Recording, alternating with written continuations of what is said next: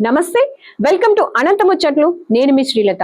లేపితనిచ్చుకోవడం అంటే ఇదే అన్నట్లు ఉంది ఏపీ సినిమా థియేటర్ల నిర్వాహకుల పరిస్థితి. ఏపీ వ్యాప్తంగా సినిమా థియేటర్లలో తనిఖీలు చేపట్టారు అధికారులు. ఏపీలోని తిరుపతి, విజయవాడ, విశాఖలో థియేటర్లలో అధికారుల తనిఖీలు చేసి అనేక లోపాలు గుర్తించారు. మల్టీప్లెక్స్ సినిమా హాళ్లలో వాటర్ బాటిల్ ధర 40 రూపాయలుగా ఉంటే పాప్కార్న్ ఫ్యామిలీ ప్యాక్ ధర 750 వంటి ధరలు చూసి అవాక్కయ్యారు అధికారులు.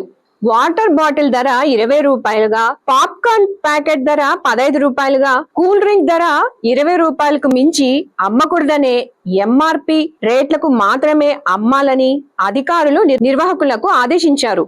ఇవే రేట్లు అన్ని చోట్ల వర్తిస్తాయని, ప్రేక్షకులు సరదా కోసం సినిమాకు వెళితే టికెట్ రేట్ల కన్నా స్నాక్స్, సమోసాలు, కూల్ డ్రింక్స్, వాటర్ బాటిల్స్ కొనాలంటేనే గుండెల్లో రైళ్లు పరిగెత్తుతున్నాయి. ప్రజలు సినిమాలకు వెళ్లడమే మానేశారు.